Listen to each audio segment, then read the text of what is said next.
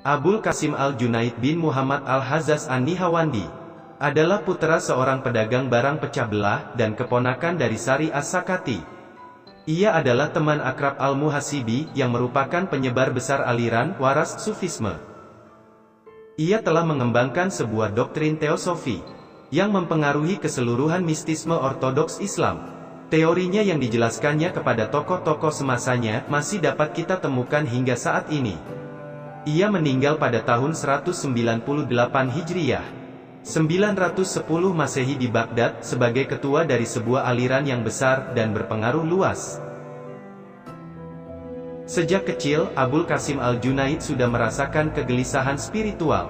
Ia adalah pencari Allah yang tekun, penuh disiplin, bijaksana, cerdas, dan mempunyai intuisi yang tajam. Pada suatu hari ketika kembali dari sekolah, Abul Qasim Al-Junaid mendapatkan ayahnya sedang menangis. "Apakah yang terjadi?" tanya Junaid kepada ayahnya. "Aku ingin memberi sedekah kepada pamanmu Sari, tetapi ia tidak mau menerimanya," ayahnya menjelaskan. "Aku menangis karena seumur hidupku baru sekarang inilah aku dapat mengumpulkan uang 5 dirham. Tetapi ternyata pemberianku tidak pantas diterima oleh salah seorang sahabat Allah. Berikanlah uang itu kepadaku, biar aku yang akan memberikannya kepada paman." Dengan cara ini, tentu ia mau menerimanya, kata Junaid. Uang 5 dirham itu diserahkan ayahnya, dan berangkatlah Junaid ke rumah pamannya. Sesampainya di tujuan, ia mengetuk pintu. "Siapakah itu?" terdengar sautan dari dalam. "Junaid," jawabnya. "Bukalah pintu dan terimalah sedekah yang sudah menjadi hakmu ini." "Aku tidak mau menerimanya," Sari menyahut. "Demi Allah yang telah sedemikian baiknya kepadamu, dan sedemikian adilnya kepada ayahku, aku meminta kepadamu, terimalah sedekah ini," Junaid berseru. "Junaid, bagaimanakah Allah telah sedemikian baiknya kepadaku, dan sedemikian adilnya kepada ayahmu?" Sari As-Sakati bertanya. "Allah berbuat baik kepadamu," jawab Junaid, "karena telah memberikan kemiskinan kepadamu. Allah berbuat adil kepada ayahku karena telah membuatnya sibuk dengan urusan-urusan dunia. Engkau bebas menerima atau menolak sedekah. Tetapi ayahku, baik secara rela maupun tidak, harus mengantarkan sebagian harta kekayaannya kepada yang berhak menerimanya." Sari sangat senang mendengar jawaban itu. "Nak, sebelum menerima sedekah itu, aku telah menerima dirimu." Sambil berkata demikian, Sari As-Sakati membukakan pintu dan menerima sedekah itu. Untuk Junaid disediakannya tempat yang khusus di dalam lubuk hatinya.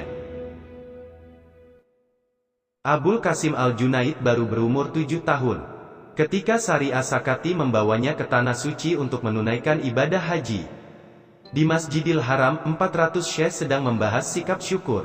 Setiap orang di antara mereka mengemukakan pendapatnya masing-masing. "Kemukakan pula pendapatmu," Sari mendorong Junaid.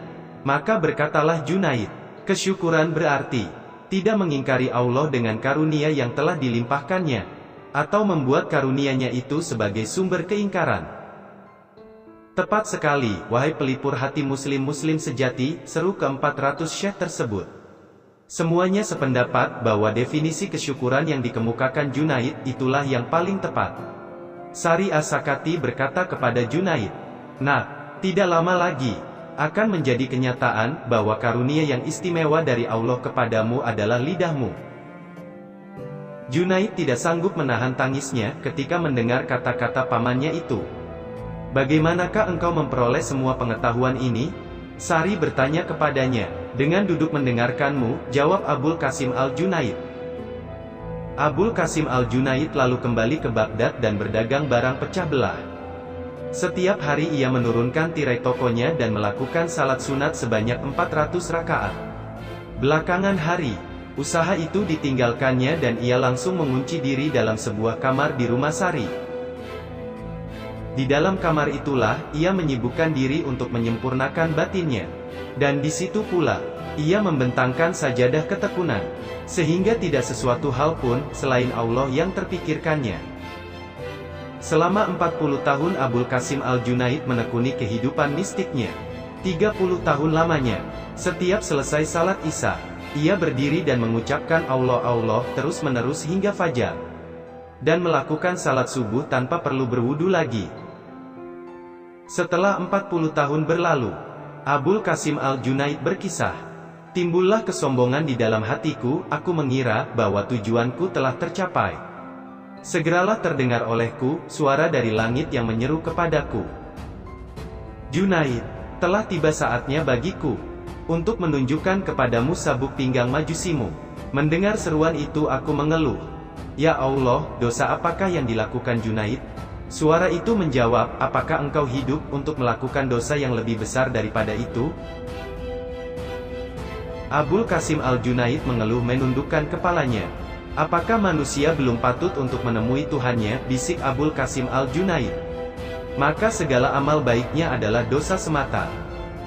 Abul Qasim Al-Junaid lalu terus berdiam di dalam kamarnya, dan terus-menerus mengucapkan Allah Allah sepanjang malam. Tetapi lidah fitnah menyerang dirinya, dan tingkah lakunya ini dilaporkan orang kepada khalifah. Kita tidak dapat berbuat apa-apa kepada Junaid bila kita tak mempunyai bukti, jawab khalifah.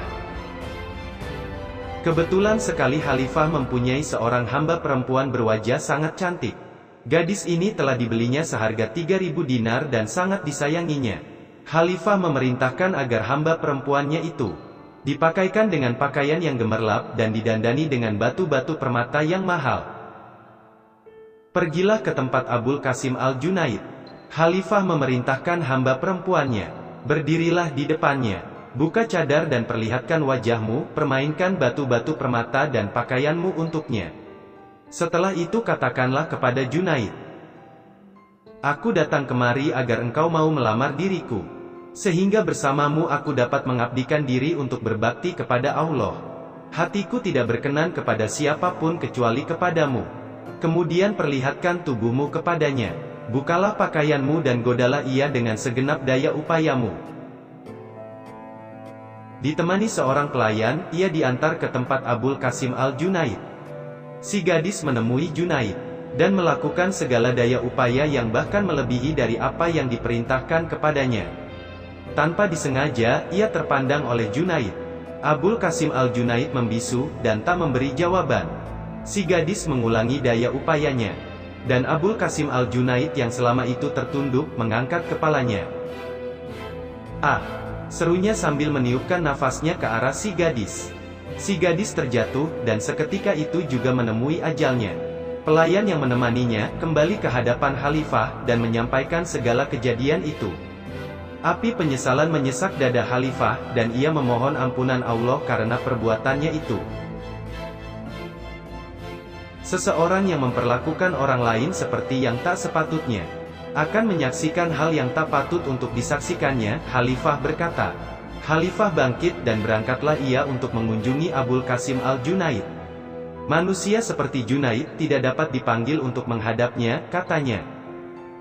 Setelah bertemu dengan Abul Qasim Al-Junaid, khalifah bertanya, wahai guru, bagaimanakah engkau sampai hati membinasakan tubuh gadis yang sedemikian eloknya? Wahai pangeran kaum muslimin, Abul Qasim Al-Junaid menjawab, belas kasihmu kepada orang-orang yang mentaatimu sedemikian besarnya, sehingga engkau sampai hati untuk menginginkan jerih payahku selama 40 tahun mendisiplinkan diri, bertirakat, menyangkal diri, musnah diterbangkan angin. Tetapi apakah artinya diriku di dalam semua itu? Janganlah engkau lakukan sesuatu hal kepada orang lain, apabila engkau sendiri tidak menginginkannya. Selama 30 tahun aku mengawasi batinku. Abul Qasim Al-Junaid mengatakan, setelah itu selama 10 tahun batinku mengawasi diriku. Pada saat ini, telah 20 tahun lamanya aku tidak mengetahui sesuatu pun mengenai batinku. Dan batinku tidak mengetahui sesuatu pun mengenai diriku.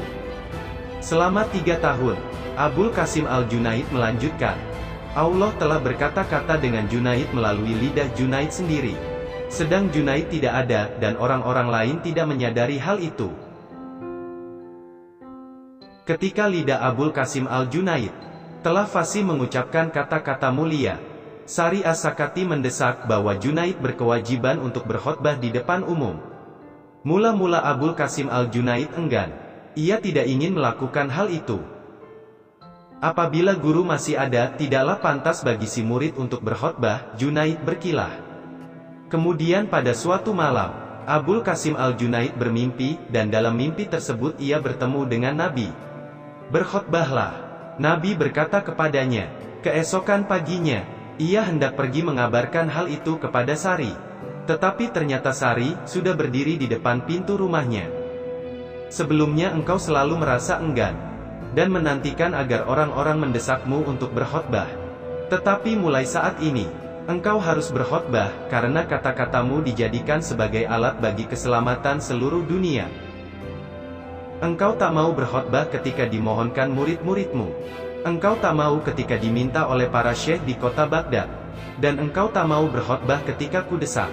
Tetapi kini Nabi sendirilah yang memberi perintah kepadamu. Oleh karena itu, engkau harus mau berkhotbah." "Semoga Allah mengampuni diriku," jawab Abul Qasim Al-Junaid. "Tetapi bagaimana engkau bisa mengetahui bahwa aku telah berjumpa dengan Nabi dalam mimpiku?" "Aku bertemu dengan Allah dalam mimpi," jawab Sari, "dan dia berkata kepadaku, telah kuutus Rasulku untuk menyuruh Junaid berkhotbah di atas mimbar. Aku mau berkhotbah." Abul Qasim Al-Junaid menyerah. "Tetapi dengan satu syarat, bahwa yang mendengarkan khotbah-khotbahku tidak lebih dari 40 orang." Pada suatu hari Abul Qasim Al-Junaid berkhotbah. Jumlah pendengar hanya 40 orang. 18 orang di antaranya menemui ajal. Sedang sisanya yang berjumlah 22 orang jatuh pingsan dan harus digotong ke rumahnya masing-masing. Di dalam kesempatan lain, Abul Qasim Al-Junaid berkhotbah di dalam masjid besar. Di antara jamaahnya ada seorang pemuda Kristen. Tetapi tak seorang pun yang mengetahui bahwa ia beragama Kristen. Si pemuda menghampiri Abul Qasim Al-Junaid dan berkata, "Nabi pernah berkata, berhati-hatilah dengan wawasan seseorang yang beriman, karena ia dapat melihat dengan nur Allah. Bisa dijelaskan maksudnya?" "Yang dimaksudnya adalah," Abul Qasim Al-Junaid menjawab, "bahwa engkau harus menjadi seorang muslim dan melepaskan sabuk kekristenanmu itu. Karena sekarang ini adalah zaman Islam." Si pemuda segera memeluk Islam setelah mendengar jawaban Abul Qasim Al-Junaid tersebut. Setelah berkhotbah beberapa kali, orang-orang menentang Abul Qasim Al-Junaid. Junaid menghentikan khotbahnya dan mengurung diri di dalam kamarnya. Betapapun ia didesak untuk berkhotbah kembali, ia tetap menolak. "Aku sudah cukup puas," jawab Abul Qasim Al-Junaid, "aku tidak mau ke atas mimbar dan mulai berkhotbah." "Apakah kebijaksanaan yang terkandung di dalam perbuatanmu ini?" seseorang bertanya kepadanya. Abul Qasim Al-Junaid menjawab, "Aku teringat sebuah hadis di mana Nabi berkata, di hari-hari terakhir nanti, yang menjadi juru bicara di antara umat manusia adalah yang paling bodoh di antara mereka. Dialah yang akan berkhotbah kepada umat manusia. Aku menyadari bahwa aku adalah yang terbodoh di antara umat manusia, dan aku berkhotbah karena kata Nabi itu. Aku takkan menentang kata-katanya itu." Pada suatu ketika, mata Abul Qasim Al-Junaid sakit dan dipanggilnyalah seorang tabib. "Jika matamu terasa perih, jangan biarkan air masuk ke dalam matamu," si tabib menasehatkan. Ketika tabib itu telah pergi, Abul Qasim Al-Junaid bersuci, salat dan setelah itu pergi tidur. Ketika terbangun, ternyata matanya telah sembuh, dan terdengarlah olehnya sebuah seruan. "Junaid bersedia mengorbankan matanya demi nikmat kami. Seandainya untuk tujuan yang sama, ia telah memohon ampunan kami untuk semua penghuni neraka. Niscaya permohonannya akan kami kabulkan." Ketika si tabib datang, dan menyaksikan bahwa mata Abul Qasim Al-Junaid telah sembuh, ia berkata, "Apakah yang telah engkau lakukan?" tanyanya. "Aku bersuci untuk salat," jawab Abul Qasim Al-Junaid. Mendengar jawaban ini, si tabib yang beragama Kristen itu segera masuk Islam. "Inilah kesembuhan dari Sang Pencipta, bukan dari makhluk-makhluk ciptaannya," katanya kepada Abul Qasim Al-Junaid. "Matakulah yang selama ini sakit, bukan matamu. Engkaulah yang sebenarnya seorang tabib, bukan aku."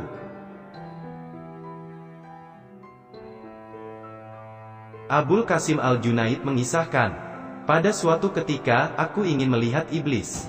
Aku berdiri di pintu masjid, dan dari kejauhan terlihatlah olehku seorang tua yang sedang berjalan ke arahku.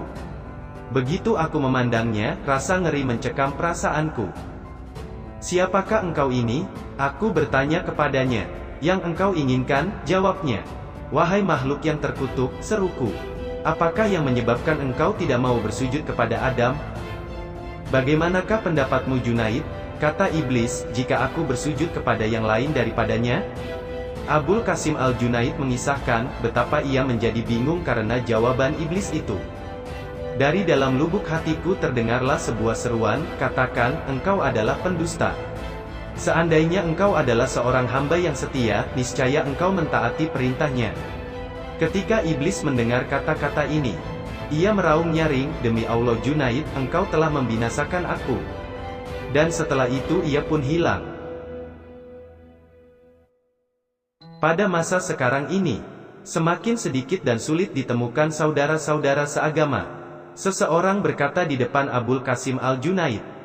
Abul Qasim Al-Junaid membalas, "Jika engkau menghendaki seseorang untuk memikul bebanmu, maka orang-orang seperti itu memang sulit dan sedikit dijumpai. Tetapi jika engkau menghendaki seseorang untuk ikut memikul bebannya, maka orang seperti itu banyak sekali padaku." Bila Abul Qasim Al-Junaid berkhotbah mengenai keesaan Allah, ia sering membahasnya dari sudut-sudut pandang yang berbeda, sehingga tak seorang pun dapat memahaminya. Pada suatu hari, Shibli yang berada di antara pendengar-pendengar mengucapkan, "Allah Allah." Mendengar ucapan itu Abul Qasim Al-Junaid berkata, "Apabila Allah itu tidak ada, maka menyebutkan sesuatu yang tidak ada adalah suatu pertanda dari ketiadaan. Dan ketiadaan adalah sesuatu hal yang diharamkan.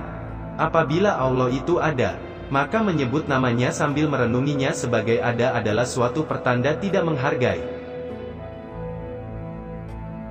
Seseorang membawa uang 500 dinar, dan memberikan uang itu kepada Abul Qasim Al-Junaid. "Adakah yang masih engkau miliki selain daripada ini?" Abul Qasim Al-Junaid bertanya kepadanya. "Iya banyak," jawab orang itu. "Apakah engkau masih ingin mempunyai uang yang lebih banyak lagi?" "Iya." "Kalau begitu ambillah uang ini kembali, engkau lebih berhak untuk memilikinya. Aku tidak memiliki sesuatu pun, tapi aku tak menginginkan sesuatu pun." Ketika Abul Qasim Al-Junaid sedang berkhotbah, salah seorang pendengarnya bangkit dan mulai mengemis.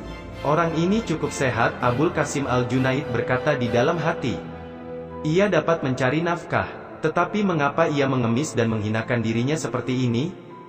Malam itu Abul Qasim Al-Junaid bermimpi, di depannya tersaji makanan yang tertutup tudung. "Makanlah." Sebuah suara memerintah Abul Qasim Al-Junaid. Ketika Abul Qasim Al-Junaid mengangkat tudung itu, terlihatlah olehnya si pengemis terkapar mati di atas piring. "Aku tidak mau memakan daging manusia." Abul Qasim Al-Junaid menolak. "Tetapi bukankah itu yang engkau lakukan kemarin ketika berada di dalam masjid?" Abul Qasim Al-Junaid segera menyadari bahwa ia bersalah karena telah berbuat fitnah di dalam hatinya, dan oleh karena itu ia dihukum. "Aku tersentak dalam keadaan takut," Abul Qasim Al-Junaid mengisahkan. "Aku segera bersuci dan melakukan salat sunat 2 rakaat. Setelah itu aku pergi keluar mencari si pengemis. Kudapatkan ia sedang berada di tepi sungai Tigris. Ia sedang memungut sisa-sisa sayuran yang dicuci di situ dan memakannya." Si pengemis mengangkat kepala, dan terlihatlah olehnya diriku yang sedang menghampirinya. Maka bertanyalah ia kepadaku, "Abul Qasim Al-Junaid, sudahkah engkau bertaubat karena telah berprasangka buruk terhadapku?" "Sudah," jawabku. "Jika demikian pergilah dari sini. Dialah yang menerima taubat hamba-hambanya. Dan jagalah pikiranmu. Aku telah mendapat pelajaran mengenai keyakinan yang tulus dari seorang tukang cukur." Abul Qasim Al-Junaid merenungi, dan setelah itu ia pun berkisah sebagai berikut. "Suatu ketika, sewaktu aku berada di Mekah, kulihat seorang tukang cukur sedang menggunting rambut seseorang. Aku berkata kepadanya, 'Jika karena Allah, bersediakah engkau mencukur rambutku?' 'Aku bersedia,' jawab si tukang cukur. Ia segera menghentikan pekerjaannya dan berkata kepada langganannya itu, 'Berdirilah, apabila nama Allah diucapkan, hal-hal yang lain harus ditunda.' Ia menyuruhku duduk, diciumnya kepalaku dan dicukurnya rambutku. Setelah selesai, ia memberikan kepadaku segumpal kertas yang berisi beberapa keping mata uang. "Gunakanlah uang ini untuk keperluanmu," katanya kepadaku. Aku pun lalu bertekad bahwa hadiah yang pertama kali kuperoleh sejak saat itu akan kuserahkan kepada si tukang cukur tersebut. Sejak saat itu, aku menerima sekantong uang emas dari Basrah. Uang ini kuberikan kepada tukang cukur itu. "Apakah ini?" ia bertanya kepadaku. Aku telah bertekad, aku menjelaskan. "Hadiah yang pertama kali kuperoleh akan kuberikan kepadamu. Uang itu baru saja kuterima." Tetapi si tukang cukur menjawab, "Tidakkah engkau malu kepada Allah? Engkau telah mengatakan kepadaku, 'Demi Allah, cukurlah rambutku,' tetapi kemudian engkau memberi hadiah kepadaku. Pernahkah engkau menjumpai seseorang yang melakukan sesuatu perbuatan demi Allah dan meminta bayaran?" Seorang pencuri telah dihukum gantung di kota Baghdad. Abul Qasim Al-Junaid datang dan mencium kakinya. "Mengapa engkau berbuat demikian?" orang-orang bertanya kepada Abul Qasim Al-Junaid. "Semoga 1000 belas kasih Allah dilimpahkannya kepadanya," jawab Abul Qasim Al-Junaid. Ia telah membuktikan bahwa dirinya setia di dalam usahanya. Sedemikian sempurna ia melakukan pekerjaannya, sehingga untuk itu direlakannya hidupnya. Pada suatu malam, seorang pencuri menyusup masuk ke rumah dan masuk ke kamar Abul Qasim Al-Junaid. Tak sesuatu pun yang ditemukannya kecuali sehelai pakaian. Pakaian itu diambilnya, setelah itu ia pergi meninggalkan rumah Abul Qasim Al-Junaid. Keesokan harinya ketika Abul Qasim Al-Junaid sedang berjalan-jalan di pasar, dilihatnya pakaiannya itu di tangan seorang pedagang perantara yang sedang menawarkan kepada seorang pembeli. Calon pembeli itu berkata, "Sebelum kubeli pakaian ini, aku meminta seseorang yang sanggup memberi kesaksian bahwa pakaian itu memang kepunyaanmu. Akulah yang akan memberi kesaksian bahwa pakaian itu adalah miliknya." Abul Qasim Al-Junaid berkata sambil menghampiri mereka. Maka pakaian itu pun terjual. Seorang perempuan tua datang menghadap Abul Qasim Al-Junaid dan bermohon, "Putraku pergi entah kemana. Doakanlah agar ia kembali." "Bersabarlah," Abul Qasim Al-Junaid menasehati perempuan tua itu. Dengan sabar perempuan tua itu menanti beberapa hari lamanya. Kemudian ia kembali kepada Abul Qasim Al-Junaid. "Bersabarlah," Abul Qasim Al-Junaid mengulangi nasihatnya. Kejadian seperti ini telah beberapa kali berulang. Akhirnya wanita tua itu datang dan berkata lantang kepada Junaid, "Aku sudah tak dapat bersabar lebih lama lagi. Doakanlah kepada Allah." Abul Qasim Al-Junaid menjawab, "Jika engkau berkata dengan sebenarnya, putramu tentu telah kembali."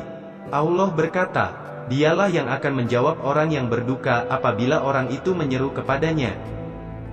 Setelah itu Abul Qasim Al-Junaid berdoa kepada Allah. Ketika perempuan itu sampai di rumahnya, ternyata anaknya telah berada di sana. Seorang murid mengira bahwa dirinya telah mencapai derajat kesempurnaan. Oleh karena itu lebih baik aku menyendiri, ia berkata dalam hatinya. Maka pergilah ia mengasingkan diri di suatu tempat dan untuk beberapa lamanya berdiam di sana. Setiap malam, beberapa orang yang membawa seekor unta datang kepadanya dan berkata, "Kami akan mengantarmu ke surga." Maka naiklah ia ke atas punggung unta itu. Dan mereka pun berangkat ke suatu tempat yang indah dan nyaman, penuh dengan manusia-manusia gagah dan tampan, di mana banyak terdapat makanan-makanan lezat dan anak-anak sungai. Di tempat itu ia tinggal hingga fajar. Kemudian ia jatuh tertidur, dan ketika terjaga, ternyata ia berada di kamarnya sendiri kembali. Karena pengalaman ini, ia menjadi bangga dan angkuh. "Setiap malam aku diantarkan ke surga," ia membanggakan dirinya. Kata-katanya ini terdengar oleh Abul Qasim Al-Junaid. Abul Qasim Al-Junaid segera bangkit, dan datang ke tempat di mana ia mendapatkan muridnya itu sedang berlaga dengan sangat angkuhnya. Abul Qasim Al-Junaid bertanya apakah yang telah dialaminya.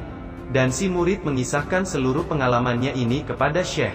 "Malam nanti apabila engkau diantarkan ke sana, Abul Qasim Al-Junaid berkata kepada muridnya itu, ucapkanlah, tiada kekuasaan dan kekuatan, kecuali pada Allah yang Maha Mulia dan Maha Besar. Malam itu, seperti biasanya si murid diantarkan pula ke tempat tersebut. Dalam hatinya, ia tidak yakin terhadap perkataan Syekh Abul Qasim Al-Junaid.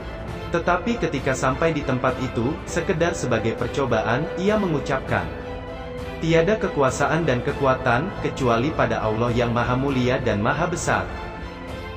Sesaat itu pula, orang-orang yang berada di tempat itu meraung-raung dan melarikan diri. Kemudian terlihatlah olehnya, bahwa tempat itu hanyalah tempat pembuangan sampah. Sedang di hadapannya berserakan tulang-tulang binatang. Setelah menyadari kekeliruannya itu, si murid bertaubat dan bergabung dengan murid-murid Abul Qasim Al-Junaid yang lain. Tahulah ia, bahwa menyendiri bagi seorang murid, adalah bagaikan racun yang mematikan.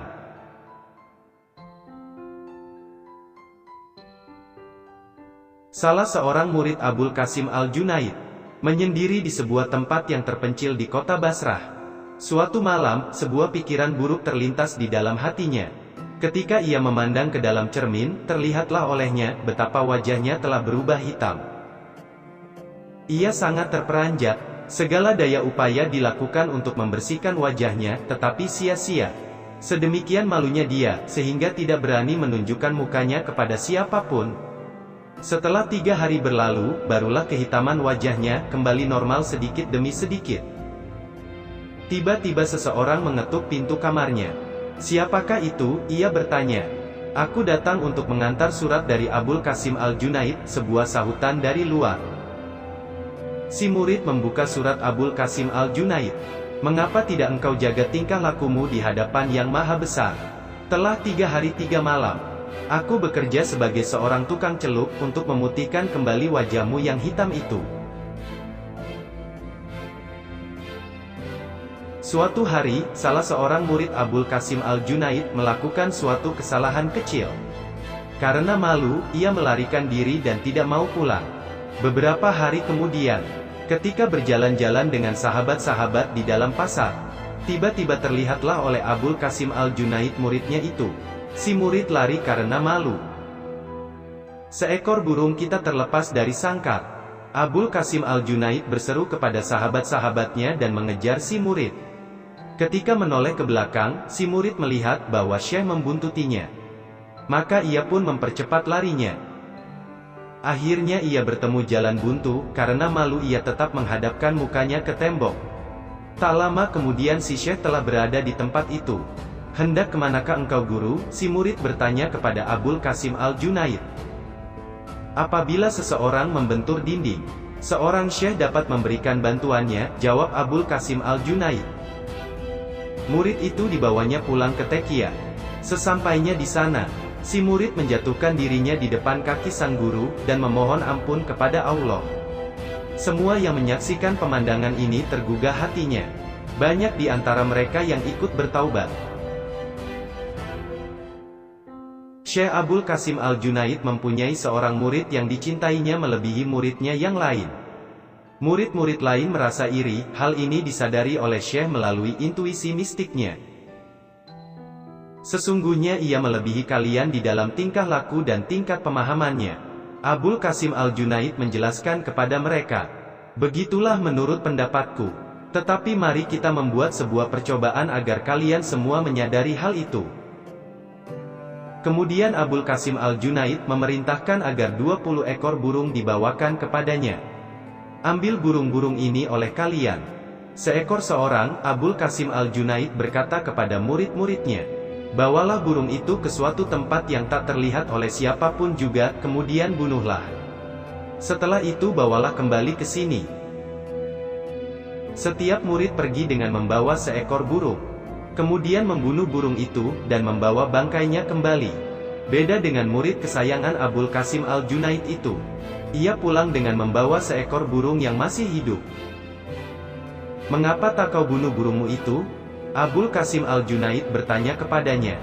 Karena guru mengatakan hal itu harus dilakukan di suatu tempat yang tidak dapat dilihat oleh siapapun juga, jawab si murid. Dan kemanapun aku pergi, Allah senantiasa menyaksikannya. Kalian saksikanlah tingkat pemahamannya. Abul Qasim Al-Junaid berkata kepada seluruh muridnya, bandingkanlah dengan yang lain-lainnya. Semua murid Abul Qasim Al-Junaid segera mohon ampunan Allah. Abul Qasim Al-Junaid mempunyai 8 orang murid istimewa, yang melaksanakan setiap buah pikirannya. Pada suatu hari, terpikirkan oleh mereka, bahwa mereka harus terjun ke perang suci. Keesokan paginya, Abul Qasim Al-Junaid menyuruh pelayannya mempersiapkan perlengkapan perang. Beserta ke-8 murid tersebut, ia lalu berangkat ke medan perang. Ketika kedua belah pihak yang bertempur saling berhadapan, tampillah seorang satria perkasa dari pasukan kafir itu. Lantas dibinasakannya ke-8 murid Abul Qasim Al-Junaid. Aku menengadah ke langit. Abul Qasim Al-Junaid mengisahkan, dan di sana terlihat olehku 9 buah usungan. Roh masing-masing dari ke-8 muridku yang syahid itu, diangkat ke sebuah usungan. Jadi masih ada 1 usungan yang kosong. Usungan yang masih kosong itu tentulah untukku. Aku berpikir dan karena itu aku pun mencebur kembali ke dalam kancah pertempuran. Tetapi satria perkasa yang telah membunuh ke-8 sahabatku itu, tampil dan berkata, Abul Qasim Al-Junaid, usungan yang ke-9 itu adalah untukku. Kembalilah ke Baghdad dan jadilah seorang syekh untuk kaum muslimin. Dan bawalah aku ke dalam Islam. Maka jadilah ia seorang muslim. Dengan pedang yang telah digunakannya untuk membunuh ke-8 muridku itu. Ia pun berbalik membunuh orang-orang kafir dalam jumlah yang sama. Kemudian ia sendiri terbunuh sebagai seorang syuhada. Rohnya, Abul Qasim Al-Junaid mengakhiri kisahnya. Ditaruh ke atas usungan yang masih kosong tadi. Kemudian ke-9 usungan itu menghilang tidak terlihat lagi. Seorang sayyid bernama Nairi, sedang melakukan perjalanan ke Tanah Suci untuk menunaikan ibadah haji. Ketika sampai di Baghdad ia pun pergi mengunjungi Abul Qasim Al-Junaid. Dari manakah engkau datang sayyid? Abul Qasim Al-Junaid bertanya setelah menjawab salam. Aku datang dari Gilan, jawab sang sayyid. Keturunan siapakah engkau?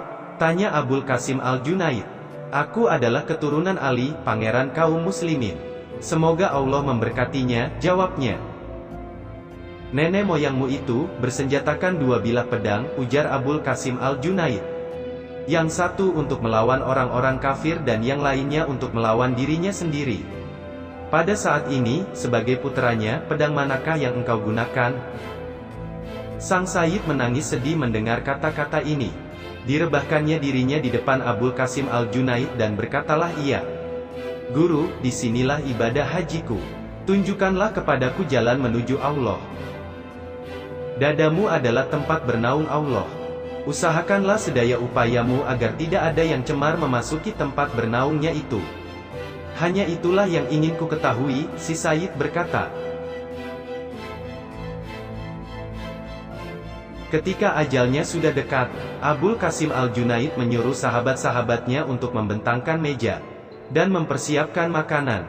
Aku ingin menghembuskan nafasku yang terakhir.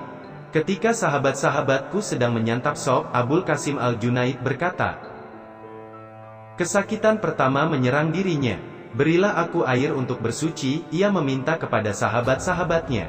Tanpa disengaja mereka lupa membersihkan sela-sela jari tangannya. Atas permintaan Abul Qasim Al-Junaid sendiri kehilafan ini mereka perbaiki. Kemudian Abul Qasim Al-Junaid bersujud sambil menangis. Wahai ketua kami, murid-muridnya menegurnya. Dengan semua pengabdian dan kepatuhanmu kepada Allah seperti yang telah engkau lakukan. Mengapakah engkau bersujud pada saat-saat seperti ini?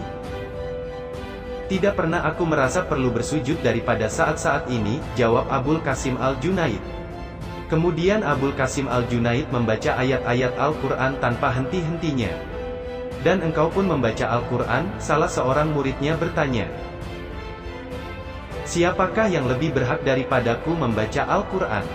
Karena aku tahu bahwa sebentar lagi catatan kehidupanku akan digulung. Dan akan kulihat pengabdian dan kepatuhanku selama 70 tahun, tergantung di angkasa pada sehelai benang. Kemudian angin bertiup dan mengayunkan ke sana kemari. Hingga aku tak tahu, apakah angin itu akan memisahkan atau mempertemukanku dengannya. Di sebelahku akan membentang tebing pemisah surga dan neraka. Dan di sebelah yang lain malaikat maut. Hakim yang adil akan menantikanku di sana, teguh tak tergoyahkan di dalam keadilan yang sempurna. Sebuah jalan telah terbentang di hadapanku dan aku tak tahu kemana aku hendak dibawa. Setelah tamat dengan Al-Quran yang dibacanya, dilanjutkannya pula 70 ayat dari surat Al-Baqarah. Kesakitan kedua menyerang Abul Qasim Al-Junaid. Sebutlah nama Allah, sahabat-sahabatnya membisikkan. Aku tidak lupa, jawab Abul Qasim Al-Junaid. Tangannya meraih tasbih dan keempat jarinya kaku mencengkeram tasbih itu. Sehingga salah seorang muridnya harus melepaskannya. Dengan nama Allah yang Maha Pengasih lagi Maha Penyayang. Abul Qasim Al-Junaid berseru, kemudian menutup matanya dan sampailah ajalnya. Ketika jenazahnya dimandikan, salah seorang yang ikut memandikannya bermaksud membasuh matanya. Tetapi sebuah suara dari langit mencegah.